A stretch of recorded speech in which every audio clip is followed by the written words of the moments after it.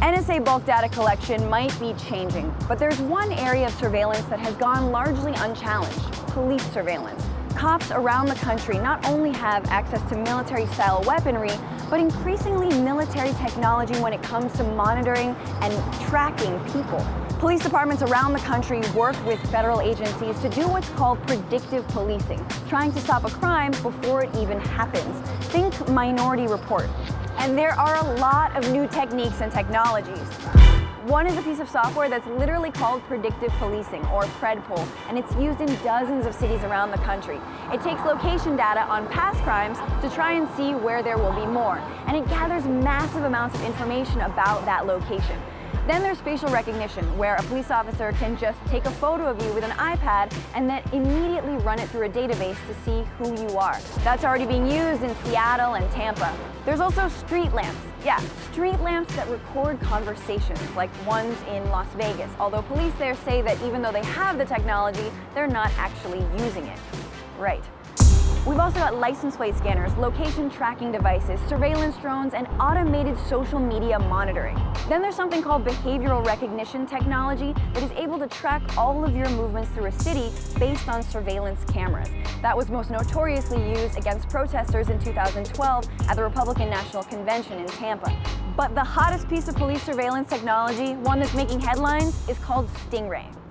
Stingray is a device that simulates a cell phone tower, and it can disrupt and reroute your connection so the police know who you're contacting, when you're contacting them, and a bunch of other data. The device can also read your text messages, look at your browsing history, and even listen to your phone calls. The scary thing is it isn't targeted, so you just have to be in the vicinity of Stingray and you're fair game, even if you're just at home playing Angry Birds.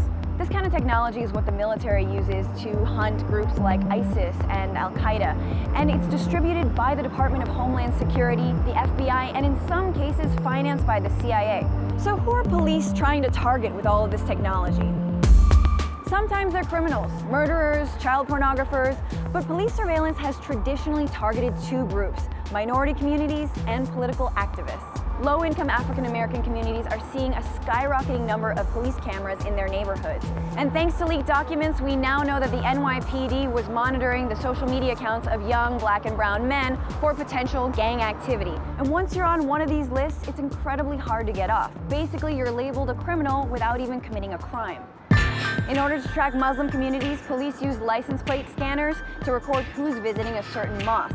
They also use geo-mapping to target Muslim-owned businesses and religious institutions. And if you're an organizer or activist, you probably know you're also being closely watched.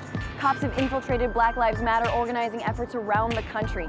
Undercover police were discovered in Oakland, and in Chicago, activists saw the telltale sign of Stingray, which was a black SUV. And in the days following the Baltimore protests over the death of Freddie Gray, small white surveillance planes could be seen roaming the skies. Let all of that sink in.